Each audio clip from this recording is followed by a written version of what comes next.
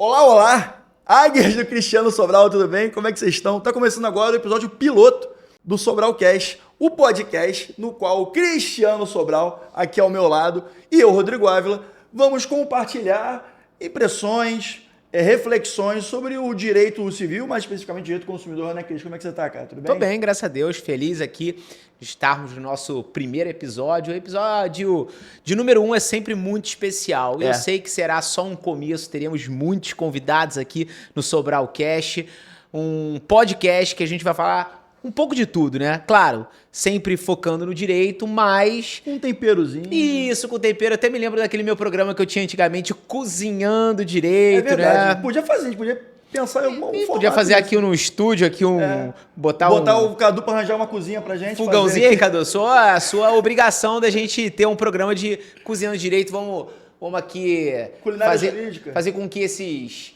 sistemas aqui irriguem essas salas aqui, né? É verdade. Botar as chamas aqui pra cima e pronto. Vambora. Pode dar certo. Mas feliz. O Cadu Bom vai demais. ter que trabalhar bastante pra fazer isso, mas vai dar certo. Vambora. Mas que bom, cara. Fico feliz que a gente tá começando esse projeto, porque eu, pra quem não sabe, eu tenho um podcast também sobre direito, e eu acho que falta muito a gente humanizar a advocacia e trazer alguns sentimentos que criam conexão. E a advocacia, a gente conversou lá no Manda Pro Jurídico sobre isso, advocacia com propósito, advocacia com conexão, porque é uma ciência humana, né, cara, acima de tudo. E nesse sentido, uma das principais dores que a gente vai conversar aqui hoje é aquela dor, cara, do advogado consumerista que está querendo sair do JEC, que está querendo sair daquela loucura de trabalhar nas pequenas causas e que muitas vezes são muitas horas trabalhadas e a remuneração não é proporcional, infelizmente. E a partir disso, gera essa indagação. Como é que eu saio do olho desse furacão? Como é que eu enxergo outras oportunidades, outros lugares? O próprio direito do consumidor tem uma advocacia também que tem um ticket médio bem mais alto. E aí a gente vai conversar aqui com o Cris sobre isso. E para começar, Cris, já sofreu muito em juizado especial civil? Sim, porque eu sempre falo que a aplicabilidade da Lei 9.099 no juizado especial, ou da 10.259 na federal e por aí vai, né? A gente tem o princípio da bagunça.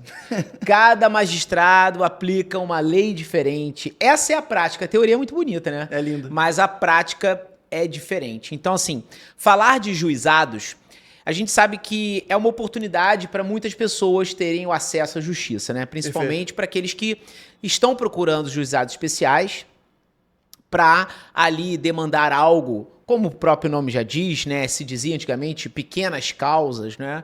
Então ele fala assim, não preciso de um advogado para isso. Até 20 salários mínimos, o cara pode estar lá sem a presença do advogado, né? Mas a gente, dentro de juizados, a gente está vendo um acúmulo muito grande de ações, né? Todo mundo procurando juizado. Muito forte, né? Muito grande. A magistratura, o poder judiciário sofre muito com isso, né? O país, Brasil, é um país de demandas, né? Nós aprendemos a litigar. Uma cultura muito litigante, né, cara? Isso. Então, assim, e até um próprio estímulo de alguns advogados para que haja essa busca, né? E não somos um país de conciliação, não temos essa cultura de conciliar. Então, a busca pelo juizado em que não se paga custas iniciais, ela é muito grande. Uma perguntinha. Você falou do advogado nesse contexto. Você acha que o advogado tem uma influência muito forte nessa cultura litigante do brasileiro, cara? Sim, sem sombra de dúvidas. A gente sabe, ele foi criado dessa forma. Exato. Né? A gente, na faculdade, a faculdade que se fazia antigamente, muito antigamente, é a mesma faculdade hoje. Então, aquela cultura de litigar, ela se mantém. Você ter ali uma advocacia de natureza extrajudicial, uma advocacia com essa visão conciliatória, a faculdade ela não ensina isso. Então o cara sai preparado para o fight. Eu quero litigar. Tudo é lide. Então, até nas próprias audiências de conciliações, né, a gente sabe que está do outro lado ali com um colega e alguns advogados vão com sangue nos olhos até para os outros colegas advogados que eles estão como meros atores também daquela ação que funciona, né? Então, assim, todo mundo faz parte daquela novela ali, que é a ação. Você tem o juiz como um ator, o advogado com outro ator também, o outro advogado, ou a Defensoria Pública, ou o Ministério Público, pessoas que estão ali para ajudar alguém em determinada situação. Então, sim, claro, não estou falando de todos os advogados de uma forma generalizada, mas muitos advogados estimulam a questão relacionada ao conflito mesmo, né? Pois é, e aí o cenário que a gente vive hoje em dia, em função dessa colaboração, né, da nossa classe de advogados, e também tudo que envolve até uma questão, a gente pode até falar de sociologia aqui, né, essa cultura litigante do brasileiro, há um assoberbamento e também um cenário em que há muito volume nesse ambiente de JEC, mas também não tem a remuneração que o advogado gostaria de receber pelo seu trabalho. Eu já tive situações em que, cara, eu segui nas ações por uma questão de profissionalismo e também por uma questão eram amigos, então a gente faz também pela amizade, né? Faz parte principalmente no começo, né? Só que chega um determinado momento, ali você que já está com seus 5 anos de carreira, que você começa a enxergar um cenário com poucas oportunidades para você crescer além do que você já conquistou na sua carreira. E aí, cara, Cris, você tem uma trajetória dentro do direito civil e também especificamente do direito do consumidor muito bonita e que você consegue enxergar esses caminhos porque você já passou por eles. Cara, como é que a gente consegue traçar os primeiros passos para poder sair desse contexto? Porque é um volume muito grande e muitas vezes você acaba ficando até sufocado, né? Porque tanta demanda, e você só vira, só está fazendo uma coisa mais industrial, propriamente, advocatícia. Como é que sai disso, cara? Então, assim, não estou dizendo que o juizado especial é ruim, tá? Mas são causas menores, sem sombra de dúvidas. E nem todo tipo de causa cabe dentro do juizado especial. Algumas causas você fala, isso cabe. Mas, por exemplo, tem um incapaz envolvido, a própria lei já exclui a possibilidade, mesmo que haja uma representação daquele incapaz, por exemplo, de ter aquela causa rodando, vamos dizer dessa forma, no próprio juizado. Tudo na vida, eu penso dessa forma, irmão, que a gente precisa ter uma mudança de atitude, uma mudança de postura. Para que a pessoa te enxergue de outra forma e você crie uma autoridade diferenciada. Perfeito. Eu penso dessa forma assim, eu volto a dizer, o juizado especial não é ruim, não é ruim. Dependendo do que você quer assumir, por exemplo, demandas aéreas. É difícil o advogado, e essa é a realidade, hoje cobrar honorários iniciais numa demanda aérea. Até porque existem diversas law techs, né, que ofertam serviços com honorários de êxito. Então o advogado, como que ele vai disputar com essas law techs que investem absurdamente em publicidade? E tá perdendo pra tecnologia, né? Pois você tem uma série de coisas envolvidas aí. Então assim, são causas em que o advogado costuma ganhar no êxito. Tá? Não estou dizendo que são todas que estão ali no juizado, que o advogado não consiga cobrar. Aqueles que conseguem cobrar aqueles que conseguem aí expor uma maior autoridade, uma mudança de mentalidade, uma mudança de postura que faz com que ele crie um certo valor frente àquele cliente. Porque, na verdade, aqui bem prática da advocacia mesmo, o cliente já chega no escritório. Quando eu falo escritório, gente, chega para uma reunião. Não necessariamente o advogado tem um espaço físico, mas vamos dizer que ele esteja fazendo uma reunião online. A grande maioria dos clientes que tem causas que são focadas em juizados especiais, que eles querem o juizado especial, por exemplo, para não pagar custas iniciais, eles já querem colocar preço no valor, preço no serviço do advogado. Eu pago tanto. Ok? Até brinco com meus alunos que eu falo que o cliente não é seu sócio.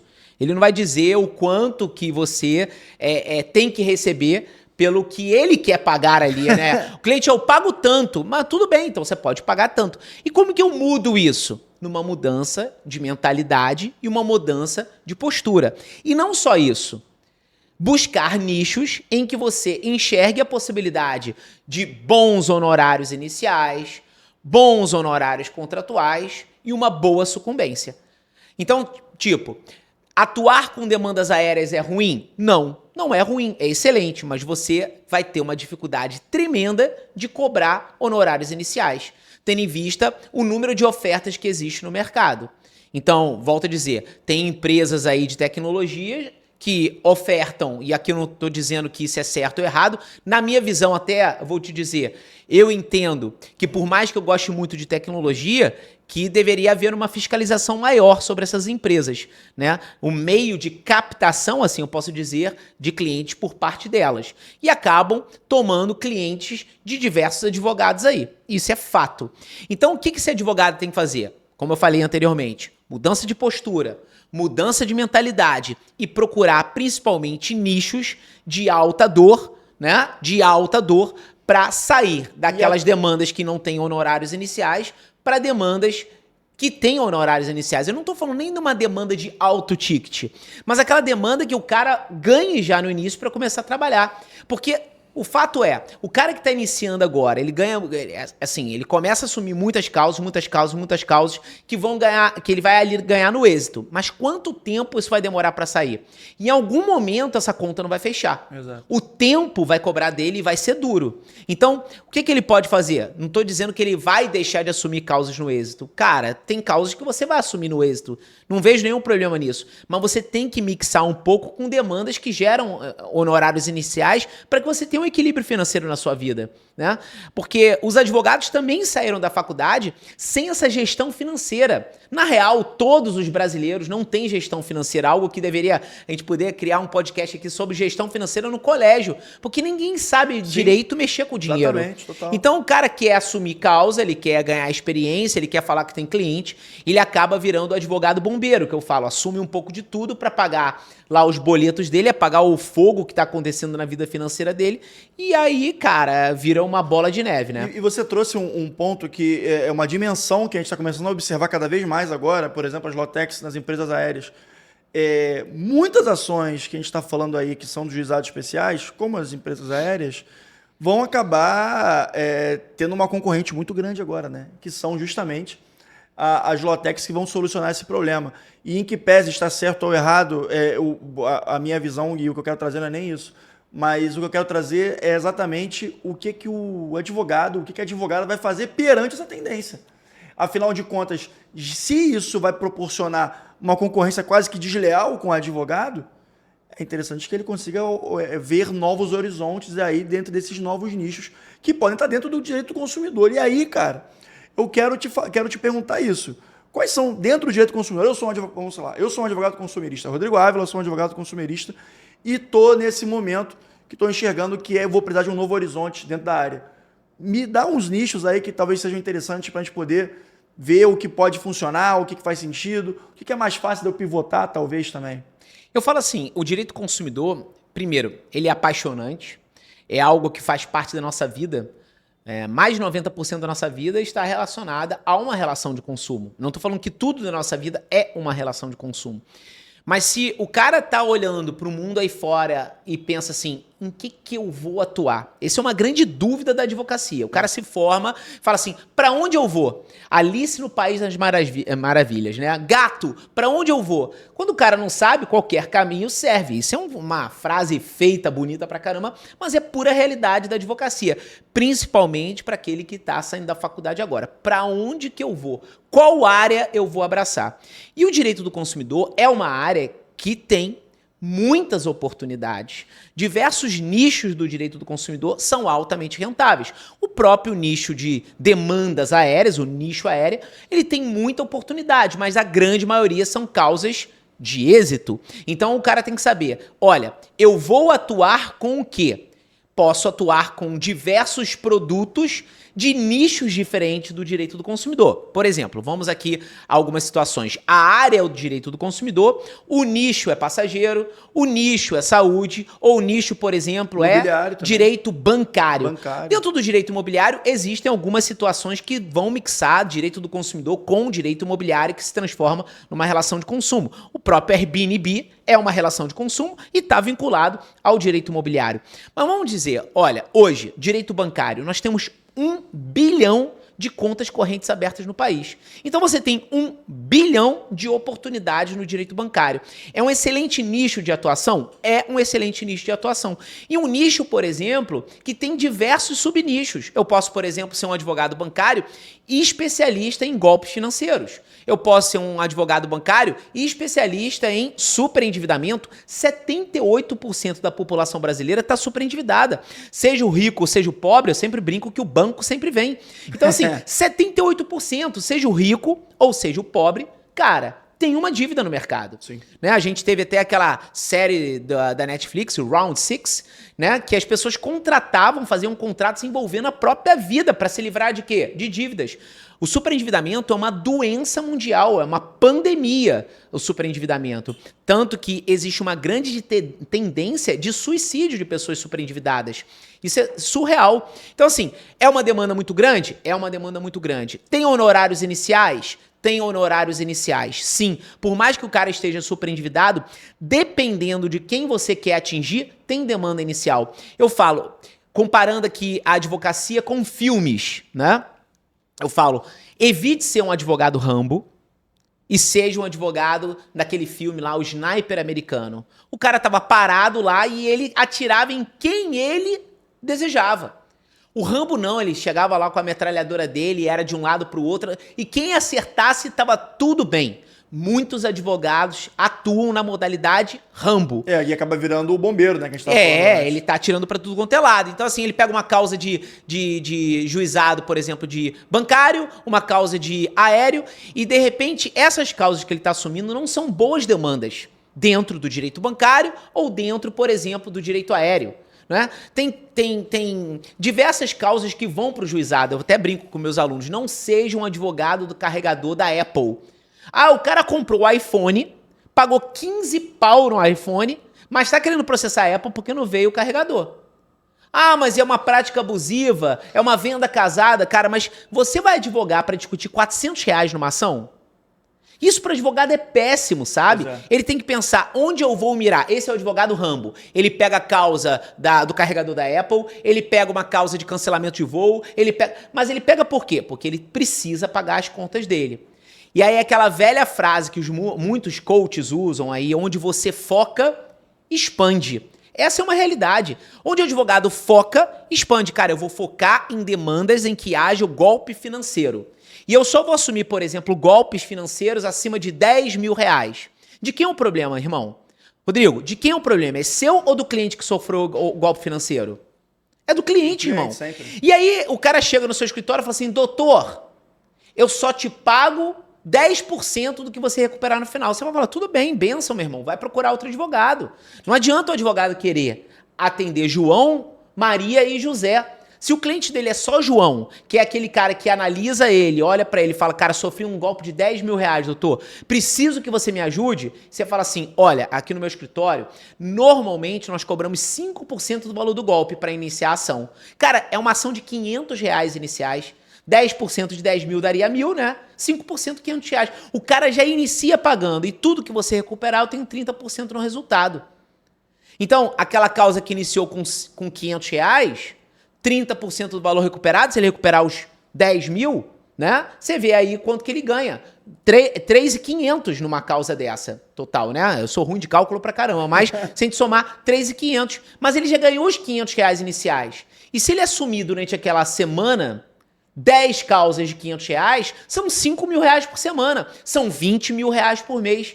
Quem hoje ganha R$20.000 por mês em grandes escritórios? São chefes de bancas, responsáveis por uma situação dessa. E o advogado autônomo que está iniciando, sem um escritório, sem um espaço físico, que eu quero dizer, ele pode ganhar esse dinheiro. Agora, ele tem que atirar nos pontos certos, nas demandas certas. Então, eu atuo com golpes financeiros, sim. Eu vou fazer a minha publicidade, eu vou fazer meu tráfego pago, eu não vou querer atingir todo mundo. Que nem no superendividamento. Eu vou voltar aqui para explicar isso. Eu não vou querer atingir todo mundo de golpe financeiro. Eu quero um golpe financeiro que seja acima de R$5.000, de R$10.000, que eu possa cobrar um tiro inicial para eu conseguir me manutenir. Que nem o superendividado. Ah, o superendividado eu tenho a tia da merenda do colégio que está superendividada, precisou fazer um empréstimo no banco, assim como eu tenho um juiz aposentado que está superendividado também. Tô trazendo aqui um juiz para trazer para dentro do direito. Mas eu tenho um grande empresário que está superendividado, que tem várias dívidas de consumo. Então, no momento que esse advogado, que tem que ter essa visão também diferenciada, rodar, por exemplo, um tráfego pago ou gerar um conteúdo de qualidade, ele vai falar assim, você que é superendividado e tem uma dívida acima de tantos R$1.000 ou recebe mais de R$10.000 por mês e mais de 80% do seu valor de recebimento por mês está sendo tomado pelas instituições financeiras, saiba que existe uma lei que te protege. Então você já vai falar para uma pessoa que ganha acima de tanto, e isso muda o jogo totalmente. Porque não tô querendo dizer que você não queira ajudar a tia da merenda, não tô querendo dizer isso, mas existe a Defensoria Pública para isso. Sim. A Defensoria Pública que faz um trabalho lindo de pessoas que não podem pagar um advogado de natureza privada e tem que se socorrer para a Defensoria Pública, né? E até aqui, trazendo algo bem atual, porque a gente está gravando esse podcast, hoje é dia dos namorados, né? Perfeito. Dia 12 de junho. Ontem, dia 11 de junho, nós tivemos um julgamento sobre honorários de sucumbência em demandas que envolvem a saúde pública. E aí eu falei aqui da Defensoria Pública, me trouxe isso à cabeça, porque a Defensoria Pública, ela tem direito, na minha visão, de ganhar honorários de sucumbência sobre o valor do tratamento da pessoa, porque esse dinheiro que é recebido mantém essa instituição tão linda. Não vai cair no bolso do defensor público, vai manutenir a instituição. Ter ali aparatos, equipamentos, pagar cursos para que os defensores se atualizem, a instituição toda se atualize. Então, assim, falar de situações como essa é preciso, sabe? Então, quando você tem aí demandas que você queira ter honorários iniciais, é importante que você saiba onde você vai atirar. Então, se eu fosse falar aqui, dar um nome para esse podcast, eu falar, não seja o Rambo, seja o advogado sniper. Né? Ter a foto do Rambo com aquela faixa vermelha amarrada na testa, como ele ia para os esquemas, né? Cheio de Deca e Durateston no corpo, e o sniper americano que ficava ali com toda a paciência dele, esperando o momento certo, o tiro perfeito para atingir ali aquela situação. E aí o digital ganha muita força, né? A gente está funilando tematicamente para chegar no ambiente digital, que eu entendo ser uma baita ferramenta para quem está querendo ser esse advogado sniper americano, como você falou. Sim. Então, como é que eu posso montar uma estrutura digital para que eu me posicione com esse perfil de advogado, sendo esse sniper, né? Claro que as redes sociais estão aí para isso. Mas qual é o passo a passo, cara? E é bacana que, tipo assim, o cara, a partir da tua pergunta, já pode gerar uma objeção pro advogado, né? É verdade. Cara, saí da faculdade agora, como que eu vou dizer que eu sou um advogado especialista nisso? Cara, essa é uma objeção muito grande. E aí, mais uma vez, volta assim, tipo, eu sou das antigas, né? Rebobinar essa fita. Eu falei, você me perguntou lá no início, como que eu saio de causas pequenas e passo a ter causas maiores? Eu nem falo de causas de alto ticket, mas que paguem tickets iniciais para que eu tenha uma dignidade como advogado, na mudança de mentalidade. Então, a partir do momento que aquele cara sai da faculdade com uma mentalidade de que ele vai fazer dinheiro na advocacia, cara, tudo acontece na vida dele. Isso é um papo que pode ser assim, Cristiano, cara, tá viajando na maionese, né? Tá aqui falando algo que... Não, gente, quantas pessoas, pela uma mudança de mentalidade, uma mudança de vestimenta, uma mudança de postura, mudaram muito na vida. As pessoas são enxergadas de outra forma. Então, o cara que tá começando hoje e ele vai pro digital, ele não pode chegar no digital lá já tendo um pensamento de perdedor.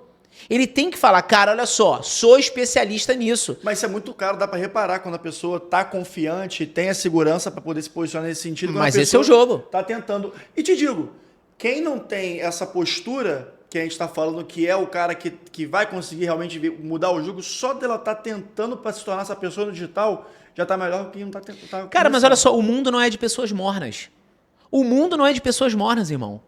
De pessoas mornas, o mundo vai precisar. Mas aqueles que fazem a diferença não são essas pessoas mornas. Em tudo na vida, eu não tô falando só no direito, não. Aquele cara que fica ali em cima do muro, é uma pessoa morna, mais ou menos, ele não consegue se destacar no mercado. Então, assim, se ele realmente quer fazer diferente no direito, e poucas pessoas farão, essa é uma grande realidade, ele tem que deixar de ser essa pessoa sem posicionamento, né? Deixar de ser uma pessoa morna e passar a ter uma estrutura psicológica diferenciada. Cara, a cabeça é algo muito poderoso, cara.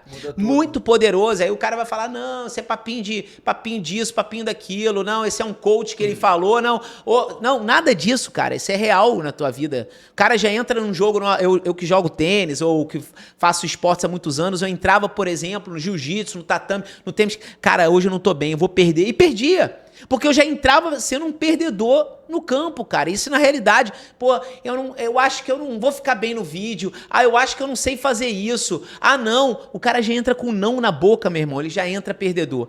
Eu conheço pessoas que são alunos meus que não tiveram nenhuma causa e se posicionavam em um determinado nicho aí do direito do consumidor, por exemplo, e, cara, hoje estão com escritórios lotados.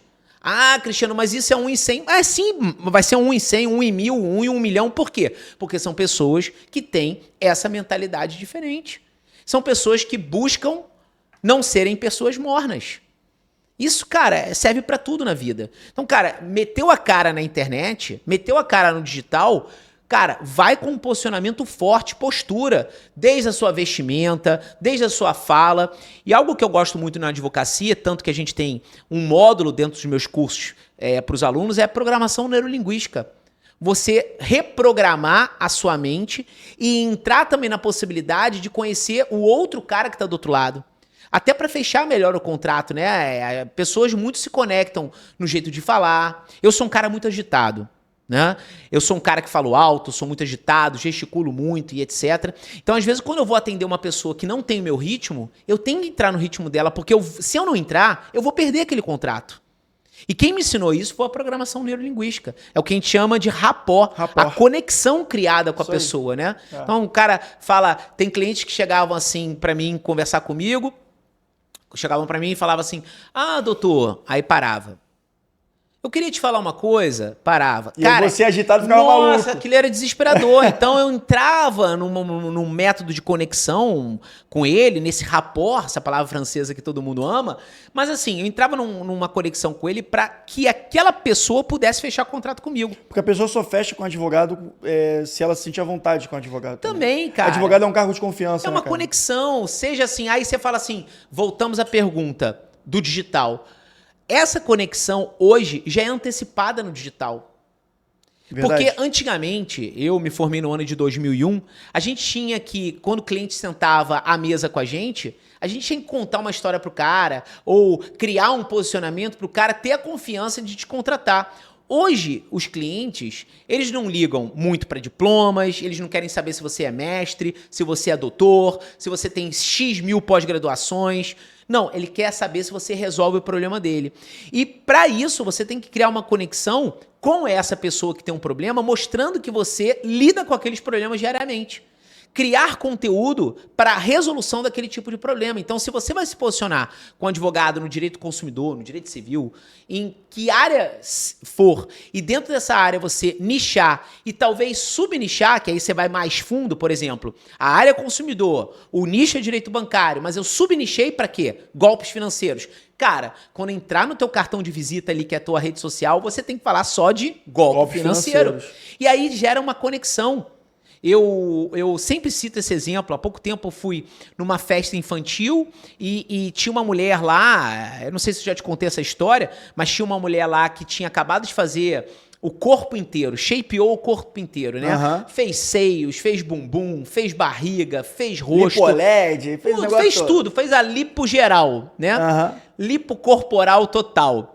E ela estava muito mudada, era uma mulher muito bonita que ela tinha se transformado, ela era outra pessoa. Sim. E aí todas as mulheres abordaram ela, o que aconteceu? Você tá linda, não sei o quê. E aí perguntaram, quem fez isso em você?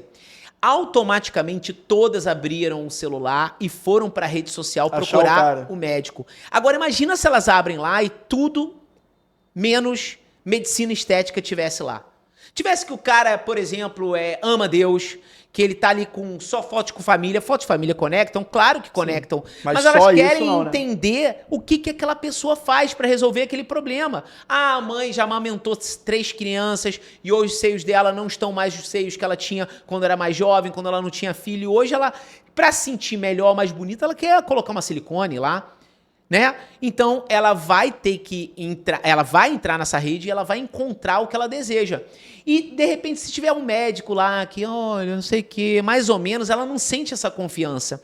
Então, cara, é um médico que mostra uma autoridade, mostra uma estrutura, mostra, se ele já tem uma estrutura, por exemplo, né, o consultório dele, mostra a vestimenta dele. Ah, Cris, mas o advogado nunca teve nenhuma causa e está começando agora. Então, faça esse personagem ser criado.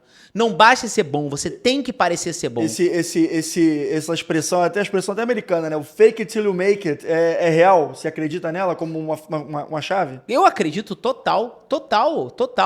Outro dia eu tava vendo, eu não sei exatamente, aqui tem um camaradão meu da Tijuca, o Gabriel, né? Vou fazer um corte desse podcast e enviar para ele aqui. Gabriel, que é um grande empreendedor, tá dentro do grupo lá com a galera do G4, né? Dono de restaurante aqui no Rio. Ele falou que eu vou pegar a frase dele aqui. Se você não tá no menu, né? Eu vou pegar. Pronto, até o final do podcast eu lembro disso aqui. Eu lembro disso. Que ele fala se você não tá não tá no menu.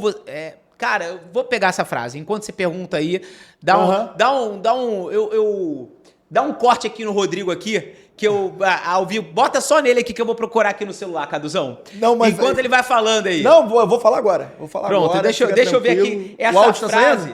Eu vou procurar essa frase, que fica feio falar do cara e não lembrar, né? Não, e é uma frase que não é dele, né? Mas ele reproduz muito. Ele reproduziu Mas isso. o que você falou é muito verdade, ô Cris, porque afinal de contas, hoje em dia, aquele conceito dos meus pais ou dos meus avós, de que é só ser bom que você vai ter sucesso na carreira, hoje em dia não é mais o suficiente. Não adianta ser só bom no que você faz. As pessoas têm que saber justamente o que você faz também. A frase é, se você não está na mesa, você está no menu. Se você não está na mesa, você está no menu. É uma realidade, cara. Sabe? Então, assim, você tem que estar ali exposto, se expondo, com pessoas que estejam junto contigo, né? Que sejam pessoas que pensem como você, voem como você, como eu chamo meus alunos de águias, né? Sim, voar como águia, porque a águia não voa como pombo, não tem um voo baixo. A águia tá voando com os melhores ali, né? Então, assim, se você não fizer, alguém vai fazer por você e vai conseguir resultados extraordinários e etc. Então, assim, eu até falo para os meus alunos, cara, se você não fizer, vai ter um cara pior tecnicamente do que você, fechando mais contratos que você e, consequentemente, ganhando mais dinheiro do que você. Quem fecha mais contratos hoje com o cliente é quem consegue reter mais a atenção do cliente. A atenção, cara, é um grande valor na nossa vida. É um ativo muito grande, cara. E hoje em dia que todo mundo está aqui buscando jogar a atenção dela em alguma coisa, você está posicionado onde o cara já está. Já lembra quando antigamente só todo mundo tinha televisão? Quanto é que era se posicionar na televisão antigamente? Hoje em dia é de graça. Pois é, então, essa postura, essa atitude, você ali defender. Hoje tem vários, por exemplo, dentro do direito civil, que você falou, uma das áreas da minha atuação, né? Vários advogados que atuam no direito de família se posicionando ou para o lado do homem ou para o lado da mulher. Sim. Criaram uma conexão muito grande. Tem advogadas e advogados que só falam para homens e criticam as mulheres.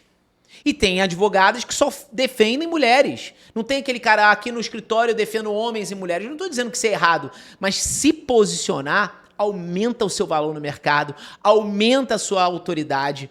Então, assim... Você aprofunda a sua presença dentro de um nicho, né? E aí faz muita diferença mesmo.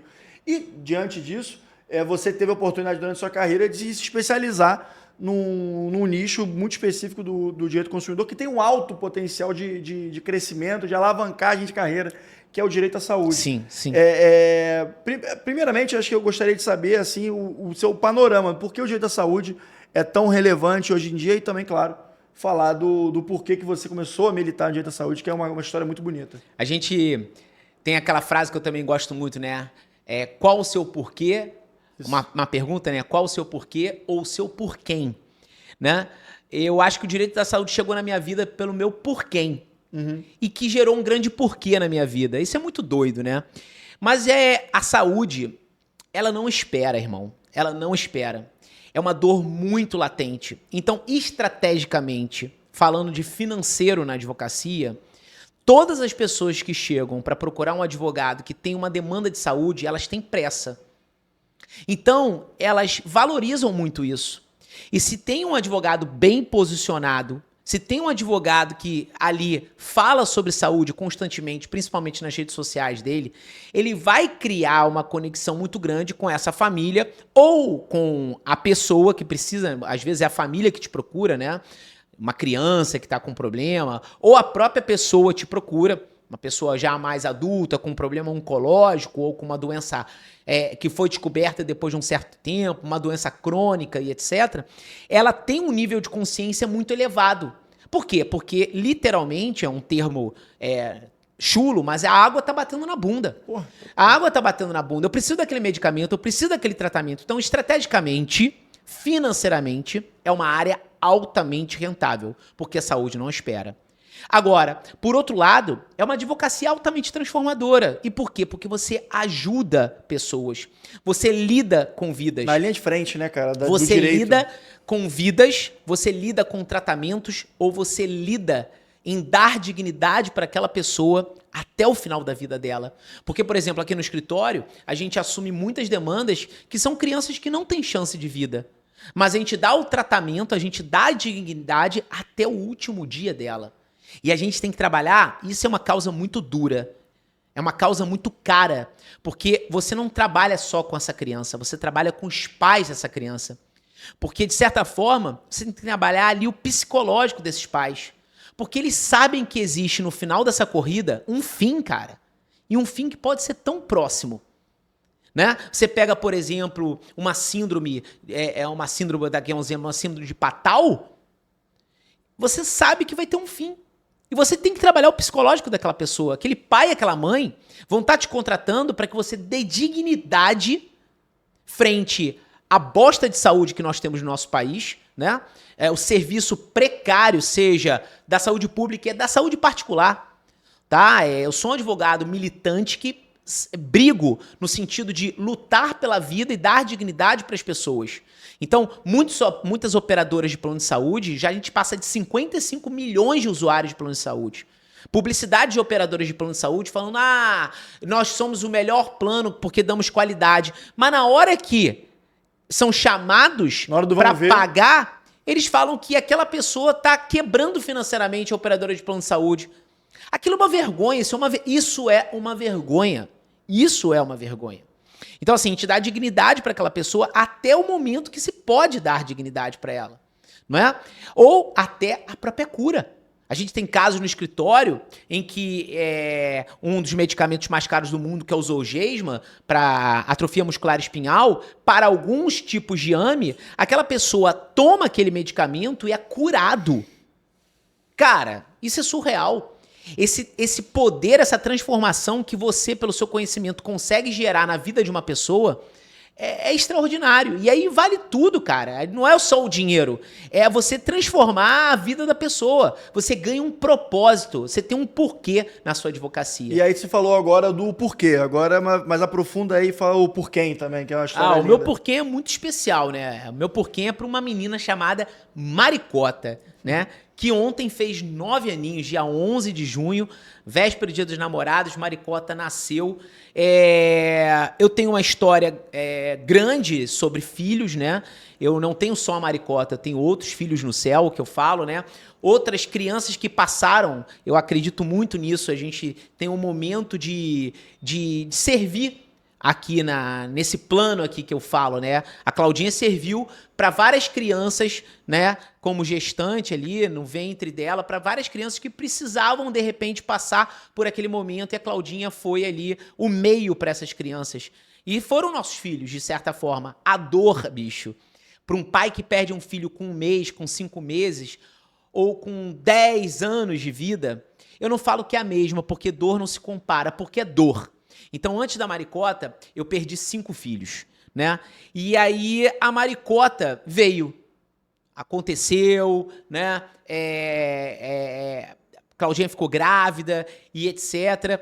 E um certo momento, num dos exames, foi apontado que ela tinha uma cardiopatia. já bem avançada a gestação, né? O que aconteceu? Quando eu coloquei no Google a cardiopatia, já veio o síndrome de Down. E, cara, olha só, eu não vou aqui romantizar coisas. Ninguém tá preparado para ter um filho com deficiência, cara. Ninguém tá preparado. E não me venha com essas historinhas que Deus só dá filhos com deficiência, né, para pais que são guerreiros. E aí, um dia eu cheguei pra Deus, que um certo momento da minha vida eu me revoltei, velho. Falei, ô, Papai do Céu, não sou Rambo não, meu irmão. Já perdi 5 filhos e agora eu tô descobrindo a possibilidade de ser pai de uma criança com deficiência, porque ela podia ter deficiência ou não. Isso não ia mudar nada na minha vida como pai. Claro. Nada, nada, nada, nada, nada. Mas ninguém, se alguém quer romantizar isso, tudo bem, mas eu não vou romantizar. Sabe? Ninguém tá preparado para ter um filho com deficiência. Até porque muitas deficiências, síndromes, deficiências em geral, não se tem uma profundidade sobre o tema. O autismo, por exemplo, é uma condição, não é uma doença. Sim. Mas hoje é muito mais falado. Quantas crianças autistas no passado sofreram porque não tinha o mínimo de estudo sobre aquilo? E os pais sofreram pra cacete, porque dependendo do suporte, não só a criança que vai virar um adolescente ou adulto sofrem, mas os pais sofrem muito, cara. Sofrem muito. É um processo muito desgastante. Cara, é muito desgastante. E aí descobrimos que a Maria tinha uma cardiopatia chamada DSAV total, desvio de septo atrioventricular, e se apontava para síndrome de Down, mas os exames anteriores não falavam nada e etc, né? Tem vários exames que se podem fazer antes, né? Mas isso, volto a dizer, não ia mudar nada na vida. Mas a gente sabia que depois do nascimento da Maricota, que é uma criança com síndrome de Down, a gente teria que operar o coração dela, fazer a cirurgia de correção cardíaca, que era um DSAV clássico que os médicos falavam, clássico. Talvez você passe 15, 30 dias no hospital.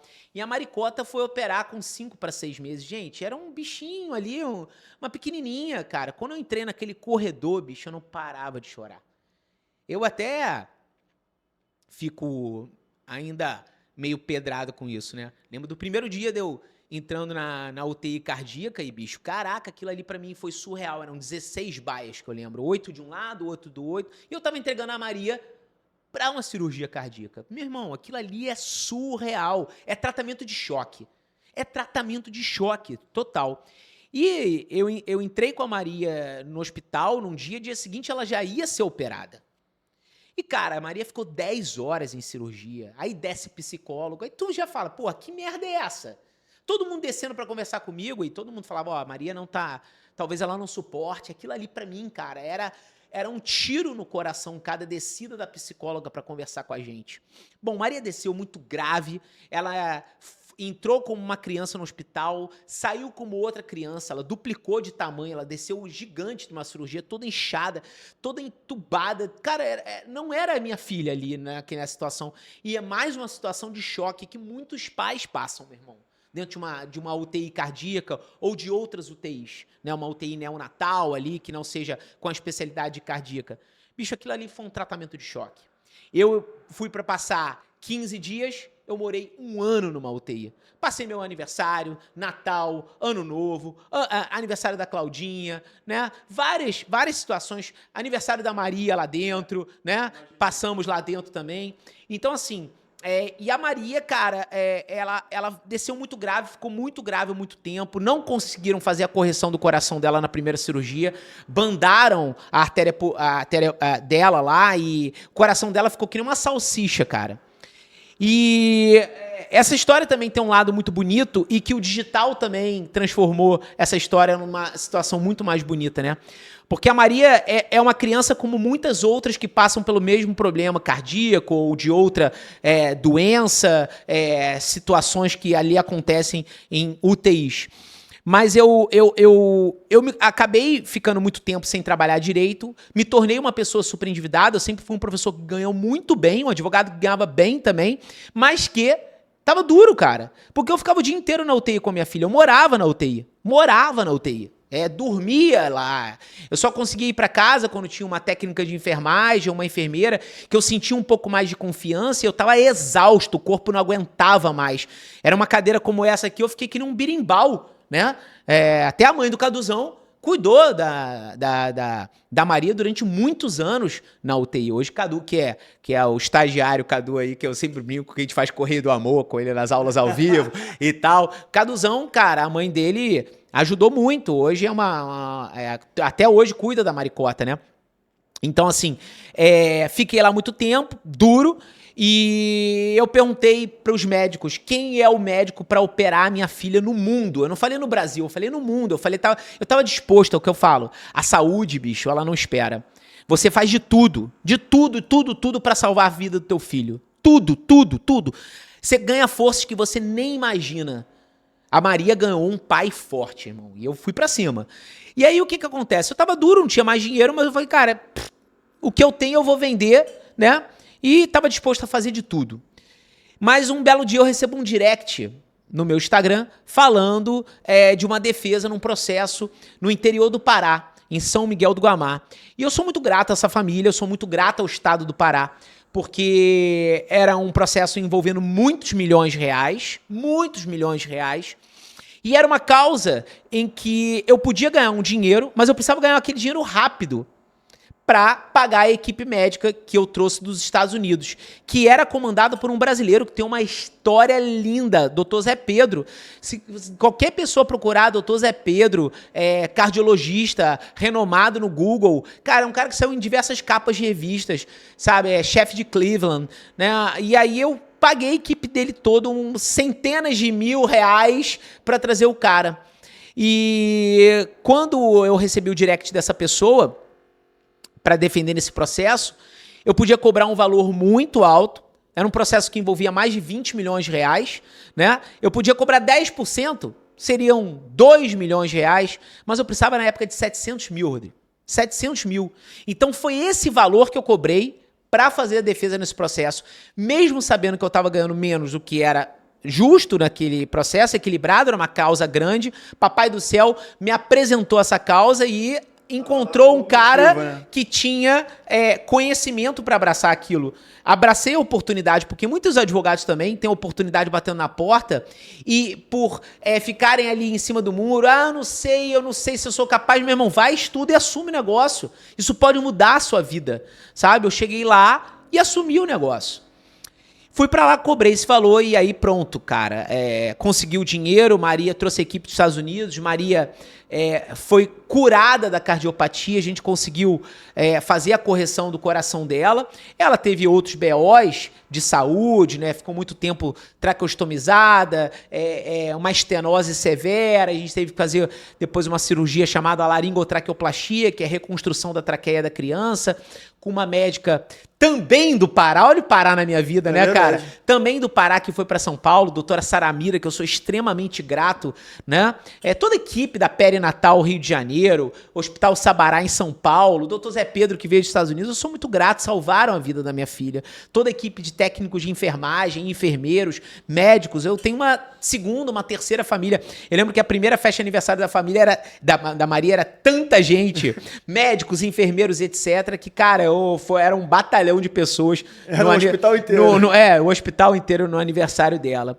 Mas, assim, o meu porquê nasceu no direito da saúde por causa da Maria, mais forte no ano de 2016. Sim. Então, estamos caminhando aí para quase 10 anos, estamos no ano de 2025, né? Em 2026, 10 anos focados aí muito no direito da saúde e cara, ajudando muitas crianças, né? Não só eu como advogado do escritório Cristiano Sobral, mas também ajudando outros escritórios, porque muitos alunos me contratam, sabe, para fazer as iniciais, para ajudar eles nos processos. Então, estou aí distribuindo meu conhecimento que, cara, eu não nasci sabendo isso. Ninguém aprende direito da saúde na faculdade, sabe? E que bom hoje tenho eu e outros professores excelentes no mercado. Eu não sou aqui o tipo de professor que vem criticar falando assim, não, porque outros o cara... Players, né?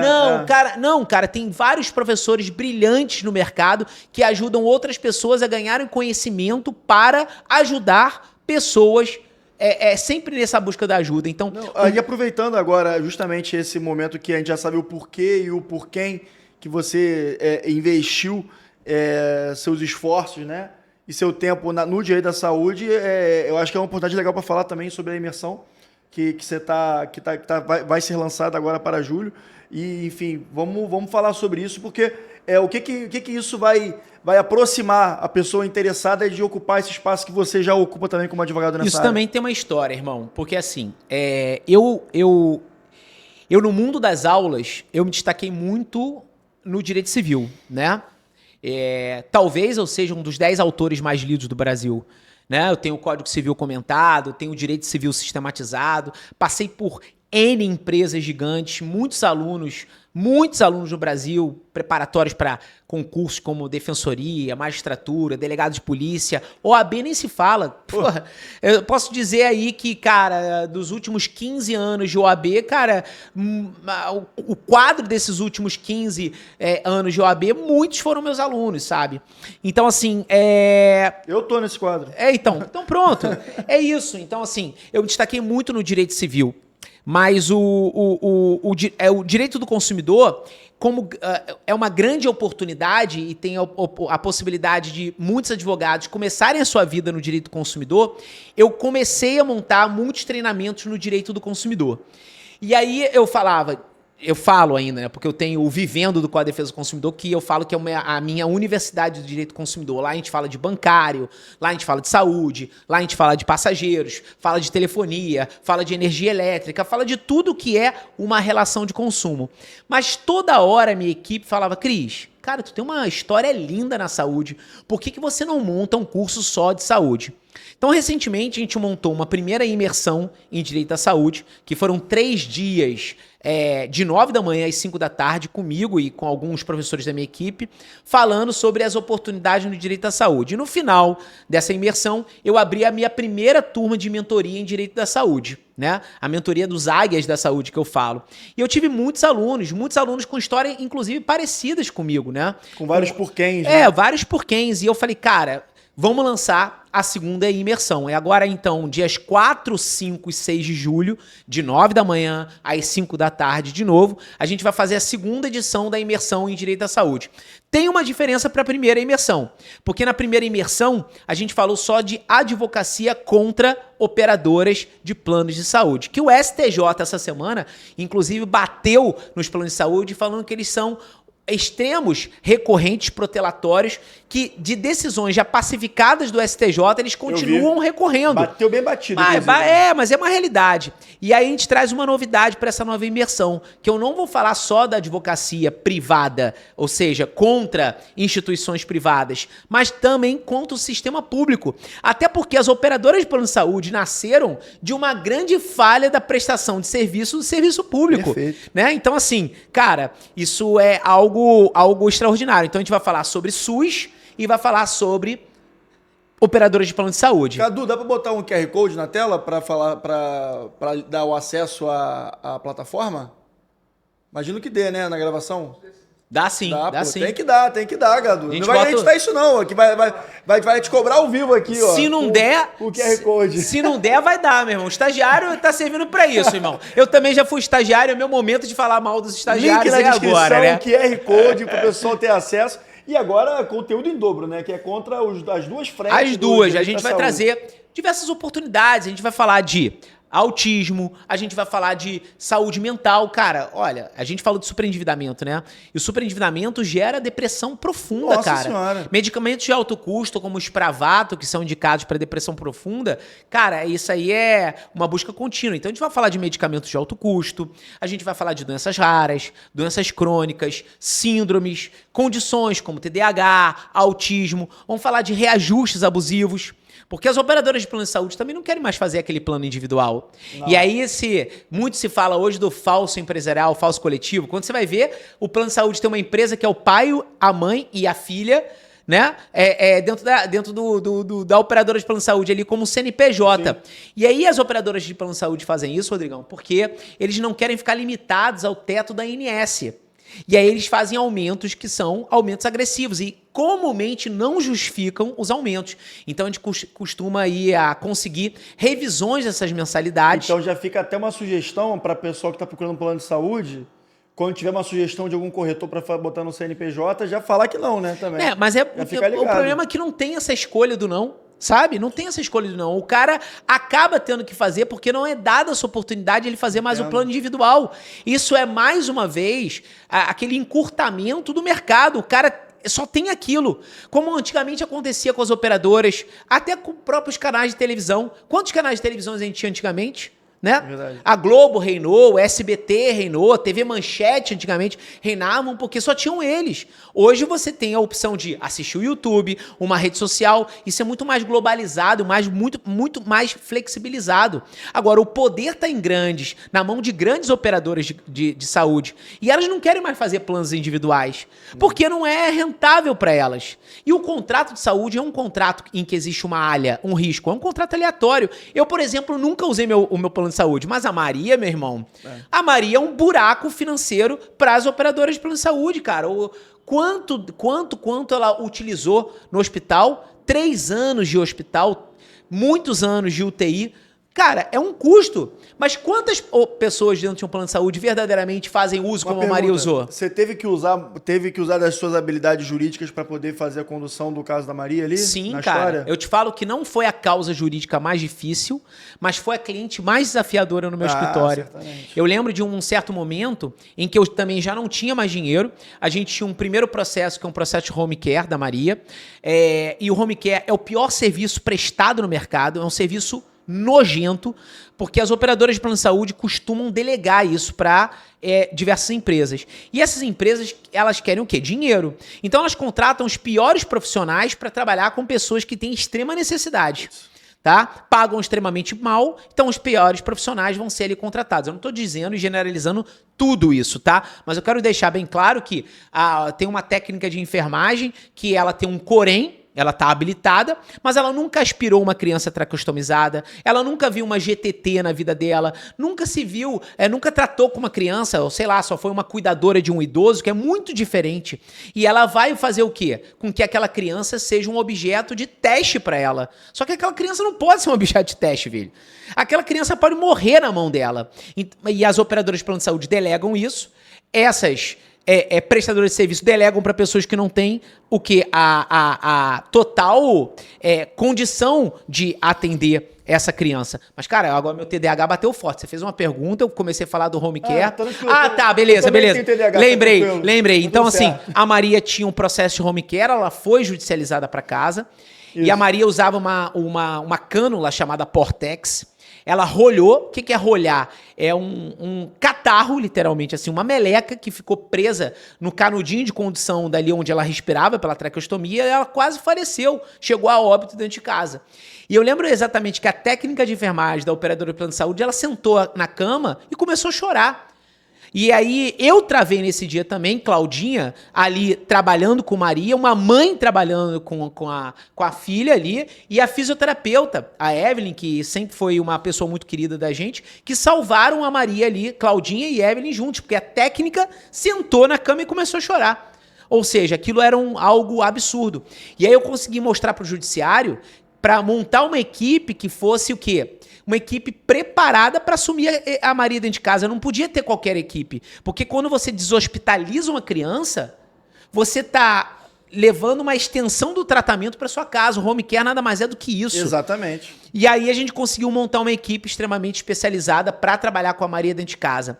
Mas eu precisei fazer uma segunda proposta, uma segunda propositura de ação, que foi para essa cirurgia da Maria, um outro processo que correu por dependência ao processo de home care, que era o processo para cirurgia de reconstrução da traqueia dela. Era uma cirurgia que no total dava 3 milhões e pouco, e eu não tinha mais esse dinheiro.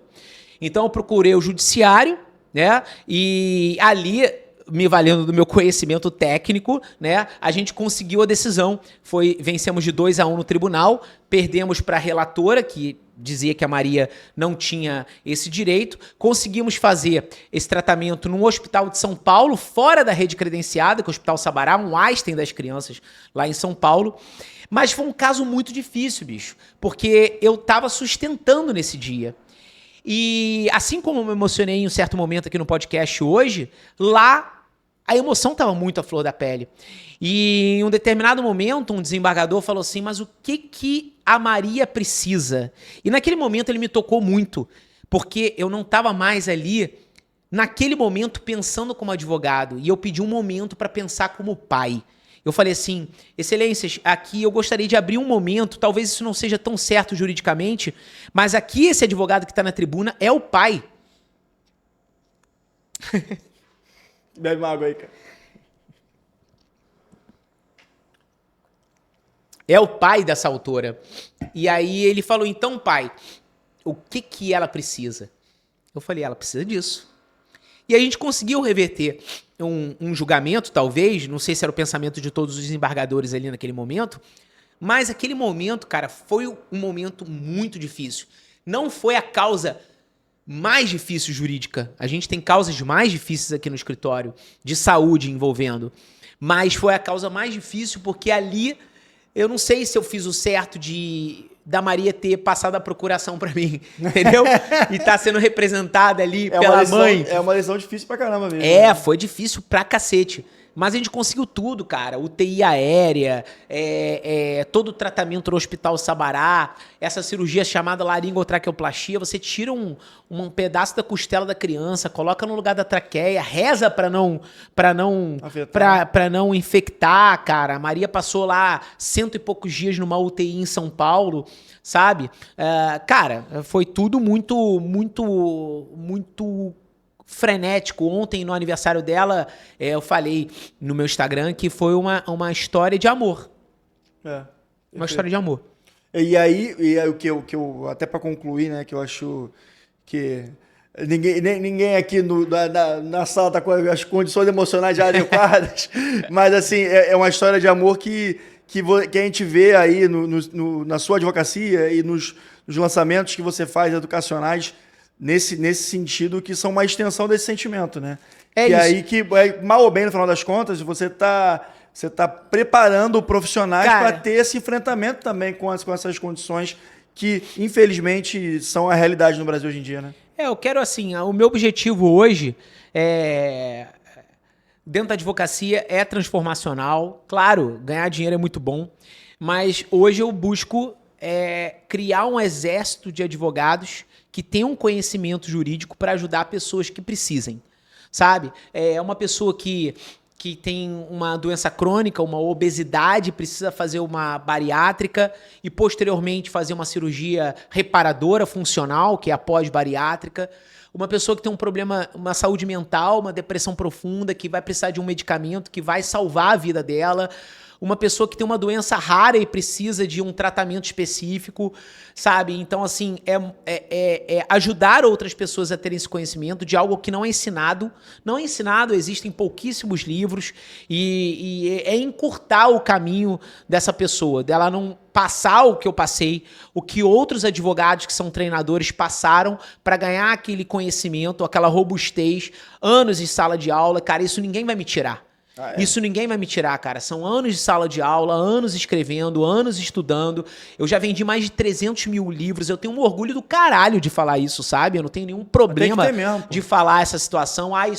Ele é metido. Não é metido. Eu tenho orgulho. 300 mil pessoas confiaram no meu trabalho, compraram as minhas obras. E aí, eu posso ter menos ações do que um outro advogado? Posso, mas isso não significa que eu tenho menos conhecimento do que esse cara, entendeu? Talvez eu tenha muito mais mais conhecimento que esse cara, porque eu estudei mais, mas alguns hoje também estão na internet se valendo de número de ações distribuídas para dizer que são melhores do que outros. E isso para mim é uma verdadeira vergonha da advocacia, entendeu? Porque a ação distribuída, você distribuiu a ação. Distribuir ação, todo mundo distribui, meu irmão. Você tem um bom marketing. Isso. Muitos advogados, principalmente na área bancária, gostam disso. Eu tenho 50 milhões de processos distribuídos, mas quantas causas ganhas você tem? Exatamente. Quero saber a eficiência, né? E aí? Qual o conhecimento? Que, cara, pode até cair numa demanda predatória, né? Sim. Uma litigância aí de E natureza hoje em dia, predatória. com a inteligência artificial, que a gente falou sobre tecnologias, etc., com a inteligência artificial é cada vez mais temerário esse tipo de conduta de muitas ações distribuídas, porque até que ponto esse advogado foi lá e foi ele mesmo que fez, até que ponto ele teve o cuidado, será que a jurisprudência não foi uma alucinação? Enfim, tem um ponto também muito delicado nesse assunto também, né? Cara, eu acho que a gente pode fazer até um podcast sobre essa ideia de litigância predatória, até porque hoje se fala também muito de litigância predatória reversa, que não são os advogados, são os bancos, não são os advogados, são os planos de saúde. O fato de um plano de saúde ficar recorrendo, isso é uma litigância predatória. De certa forma, Certamente. claro, de natureza reversa, total, assim como os bancos ficam se valendo de instrumentos processuais para protelar uma situação que é um direito daquele consumidor. Quantos aposentados estão sendo fraudados aí, né? E realmente os bancos dando crédito, abrindo oportunidade de fraudadores, abrindo contas sem a devida segurança, causando danos e não querendo pagar. Porque o dano moral, isso eu ensino, e muitos advogados ensinam isso errado, o dano moral ele não se repara. O que se repara é o dano material. Quanto custou o vidro do teu relógio, Rodrigo? 5 mil. Eu te pago 5 mil. Eu reparei o seu prejuízo. Agora, quanto que vale a sua saúde, a sua honra, que você ficou com o nome sujo 5 anos por uma abertura de uma conta corrente fraudulenta? Eu não reparo, eu compenso. E as compensações do nosso judiciário são bizarras de ridículas. São bizarras de ridículas. Eu até gosto muito de uma menina, uma jovem advogada chamada Thais Kurt, que ela fala de uma tese que se chama Tese da Adequação Inflacionária. E a teoria da adequação inflacionária, que é uma teoria maravilhosa, que é pegar os últimos julgados, fazer uma espécie de jurimetria, os últimos julgados e falar, cara, quanto que esse juiz condenava no ano de 2015? Ele pagava 5 mil reais por uma causa de negativa de medicamento. Ok. É pouco? É pouco. Pô, cara, é muito pouco. Perfeito. Mas 5 mil reais no ano de 2015 não são mais os mesmos 5 mil reais no ano de 2025. O mínimo, né? O mínimo. Então, assim, é mostrar pro judiciário também que não dá pra ficar continuando condenando da mesma forma, dando o mesmo dinheiro. O dinheiro de antigamente não é mais o mesmo dinheiro de hoje. Cara, quando eu era moleque, né, nos meus 18 anos, tu comprava carro por 20 mil reais. Hoje o carro popular mais barato custa 85, 90 mil. Mudou totalmente, cara. O cenário é diferente. Então, advogados também montar estratégias jurídicas para mostrar, através de visual law, legal design, como você quiser mostrar, nas petições falando, cara, não dá para você continuar condenando mais da mesma forma. Na hora que você for sustentar oralmente, mostrar lá, cara, olha só, esse tribunal tá condenando o mesmo caso há 20 anos, dando o mesmo valor do dano moral. Vossas Excelências tiveram os salários corrigidos. A gente também tem que corrigir a condenação.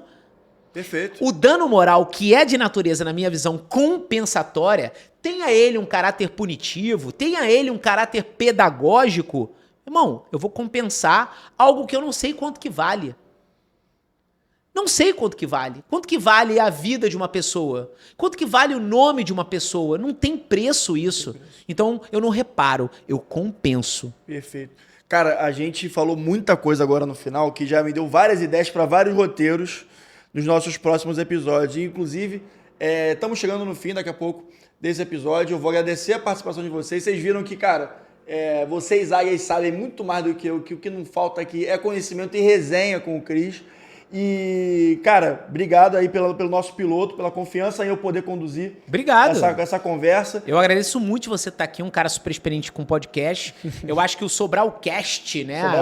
Ele nasce para trazer essa visão da advocacia, uma visão cuja natureza eu sempre briguei que nós advogados somos vendedores e quem pensa de forma diferente, eu tenho vergonha disso, é o cara morno, é o cara que não vai se destacar no mercado. Já é um bom tema pro próximo, né? E uma advocacia de transformação. E o direito do consumidor, cara, é uma advocacia de transformação. Seja o bancário, porque o cara que está superendividado, o que ele quer mais é ser incluído na sociedade novamente. Porque o cara que está superendividado, ele está excluído socialmente. Né? O cara que tem uma demanda de saúde, ele precisa daquele tratamento. O cara que teve uma situação de um prejuízo diante de uma companhia aérea, de repente ele teve um sonho frustrado na vida dele. Ele juntou dinheiro a vida inteira para ir pro Beto Carreiro com os filhos dele. E ele foi vítima de overbooking. Perdeu um dia de viagem que custou muito para aquela família. Já coisa reservada nesse dia. Sim, além dos danos materiais, mas todo aquele tratamento de falar com, de repente, tem 2 filhos. Cara, veio de uma família cuja... vamos dizer assim, pobre, o cara juntou o dinheiro, viajou a primeira vez de avião na vida com toda a família, um sonho a ser realizado, exato. Que foi rompido por uma prática abusiva de uma companhia aérea. Então o direito do consumidor ele é altamente transformador. E eu falo, um direito que traz muitas oportunidades. Porque se você olhar para o lado, você tem cliente do teu lado. Cara, muitas pessoas têm plano de saúde, muitas pessoas andam de ônibus, contratam um aplicativo para andar de Uber, sei lá, Cabify, não sei se existe mais 99. Isso. 99, o que seja, entendeu? Um cara que tem uma conta de celular, ele tem um contrato de internet em casa, ele tem uma conta de gás, ele tem uma conta de luz, tudo isso é relação de consumo, são dívidas. Sim. De consumo. Sim. E por isso que eu falo que o direito do consumidor, na minha visão, não é porque eu atuo no direito do consumidor, mas é a área que traz o maior número de oportunidades. É um eterno oceano azul, porque as relações de consumo vão sempre mudando também. Se eu te perguntar assim, na sua roda de amigos, quantos praticaram um crime? Crime? Espero que poucos. Espero que poucos, ou talvez nenhum. Agora, se eu te perguntar, na sua roda de amigos, quantos têm planos de saúde? Quantos já viajaram de avião, contrataram Uber, tem uma conta de luz, de gás, uma conta de telefonia, contrataram um serviço de internet? Você olha pro teu lado, os seus amigos, e aqui vai uma dica, quem tem Instagram fechado e acha que aqueles poucos amigos, são só amigos, eles são possíveis clientes. São possíveis clientes. E assim que começa a rede, né, de trabalho. E é isso, cara. Seus principais possíveis primeiros clientes são família, são amigos. Perfeito. E essa é uma verdadeira verdade. É feio falar isso, mas é uma verdadeira verdade, né? Mas é isso. Não, é uma verdadeira verdade. E uma outra verdadeira verdade é que teremos o episódio 2. E eu gostei desse tema, tá? Todo advogado é um vendedor. Acho que a gente pode ir nesse tema. E a gente vai trazer muito mais conteúdo para vocês aqui. Esse episódio aqui vai ter cortes também, vai ter muita coisa num produto muito legal que está sendo construído aqui com o Cris, com o Gui, na LIP Educação. Então, siga o Cris nas redes sociais. Se você não conhece, acabou conhecendo...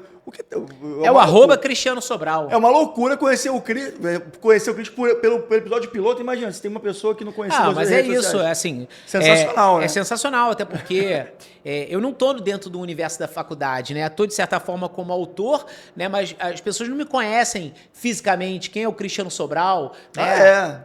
É uma pessoa física, né? Foi a história que compartilhou hoje. Muitas pessoas conhecem o CNPJ, mas não conhecem CPF. Exato. E eu acho bacana trazer aqui no podcast algumas coisas da vida também, né? Que se conecta. O legal do podcast é justamente isso, que por isso eu sou tão defensor assim, do formato, porque é um formato em que traz um ambiente mais intimista, que parece que todo mundo que está ouvindo está junto com a gente aqui na mesa de conversa. Cris? Pô, eu tô vendo aqui no cenário aqui poucos livros meus aí, ô estagiário. Cadê meus livros aqui, ó? No episódio piloto tem um Vadimeco meu, que eu tô vendo aqui, um Código Civil meu, comentado.